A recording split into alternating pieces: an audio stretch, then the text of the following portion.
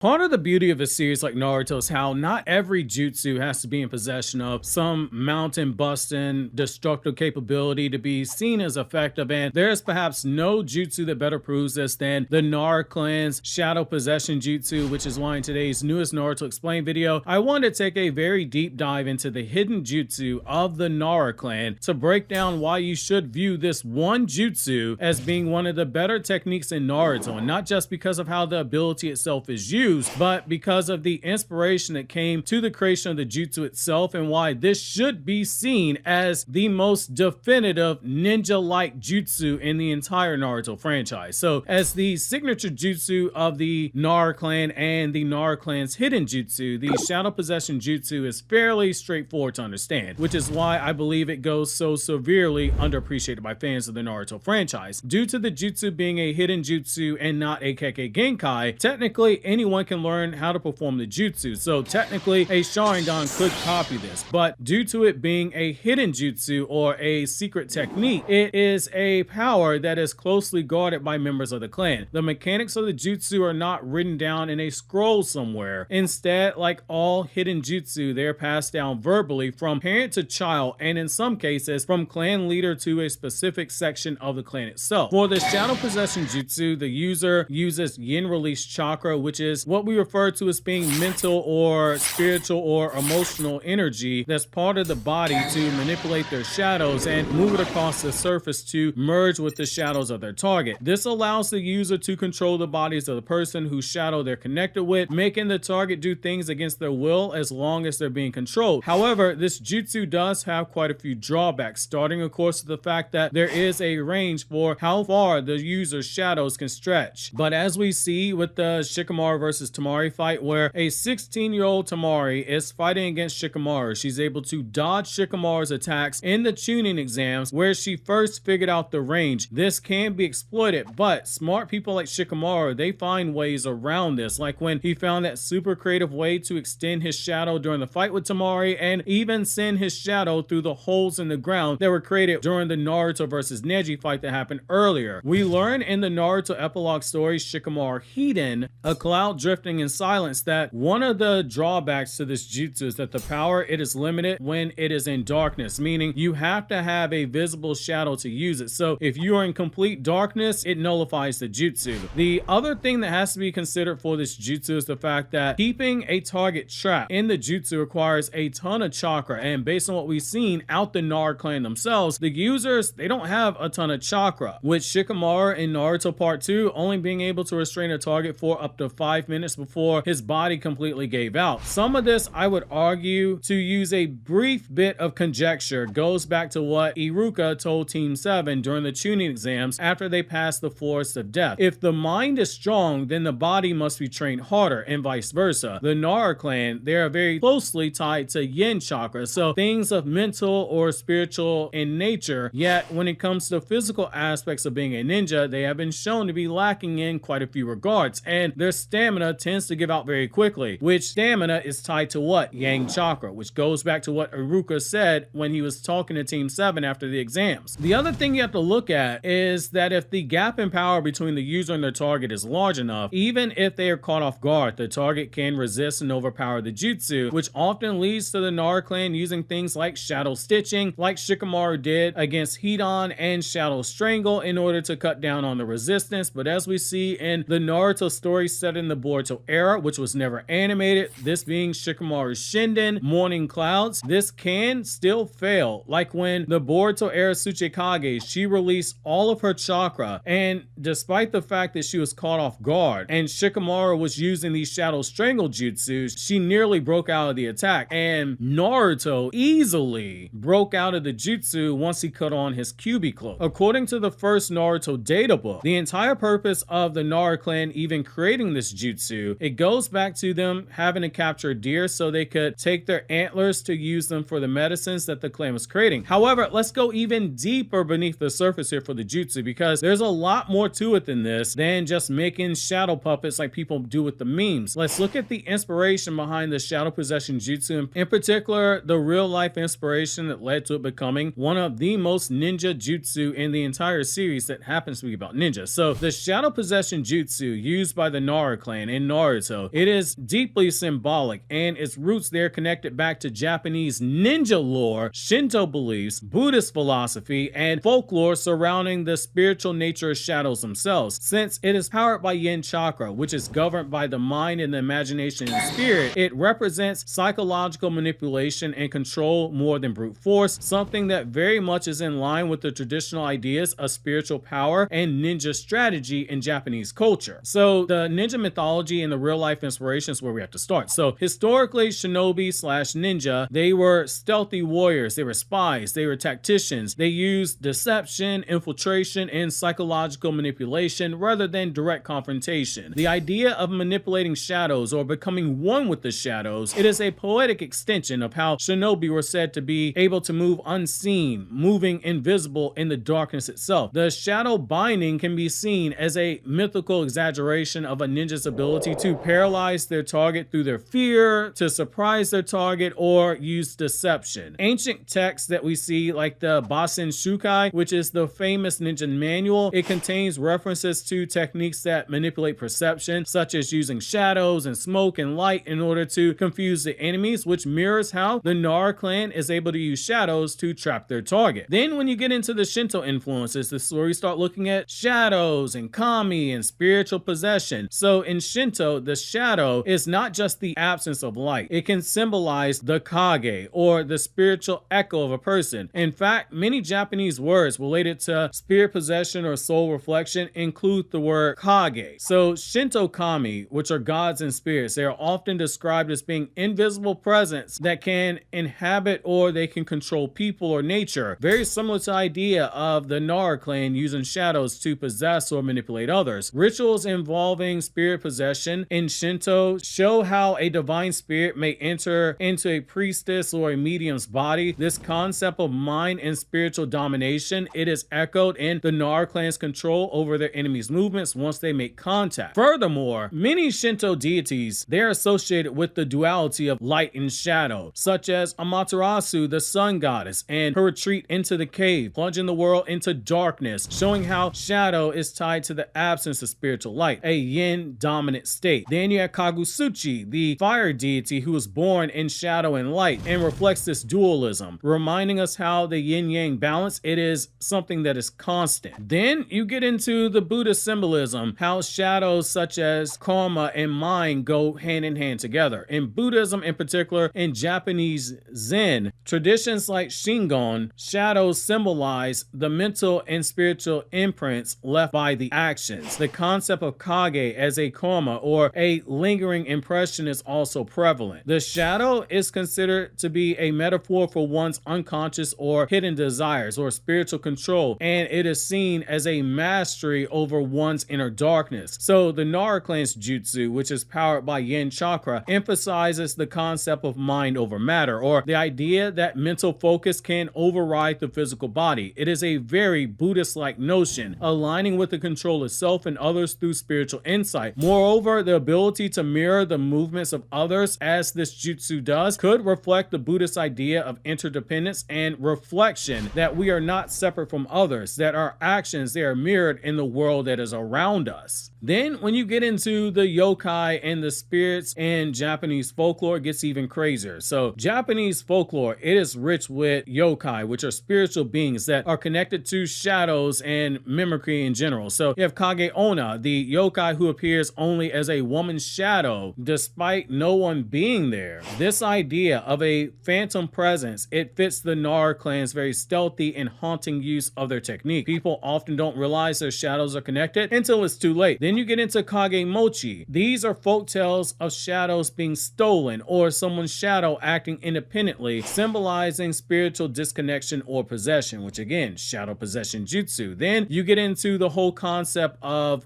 ghost in general. They are frequently depicted as being attached to shadows in Japanese folklore, especially in haunted or cursed places where the spirit might paralyze or possess people from fear, which again reflects the shadow possession jutsu and what it accomplishes. Then you get into the yin chakra connection, which is the most beautiful thing about this jutsu. It is basically the mind being used as a weapon. Since yin chakra governs the mind and illusion and imagination, the shadow possession jutsu reflects the effectiveness that relies relies on mental ability, planning, and timing, not necessarily raw power. This aligns with the Taoist and yin-yang cosmology in Japan. Yin is darkness, passivity, and inward focus, but also the source of creativity and hidden strength. The Nara clan members, like Shikamaru, often represent intellectual dominance. Their use of dark and hidden techniques shows how the mind can manipulate both the body and others. Much like monks or mystics use spiritual force to overcome demons, not with brawn, but instead with enlightenment and clarity. In conclusion, the Shadow Possession Jutsu, it is the most beautiful jutsu in Naruto for these reasons. It has ties to historical ninja tactics of stealth and manipulation, spiritual Shinto links to it involving possession dualities, Buddhist mental mastery and karmic symbolism, yokai lore featuring shadowy beings and paralysis and phantom movement, and the metaphysical framework of yin chakra symbolizing the mind's power to control reality itself. It is very subtle, but is a profound jutsu that turns the spiritual and intellectual strength into a literal weapon rooted in centuries of Japanese tradition. Obviously, if you enjoyed this video, consider subscribing and checking out more videos from Naruto Explained by clicking over here on the left, or checking out one of these videos from my other two anime channels over here on the right if you want to hear me talk about non-Naruto content.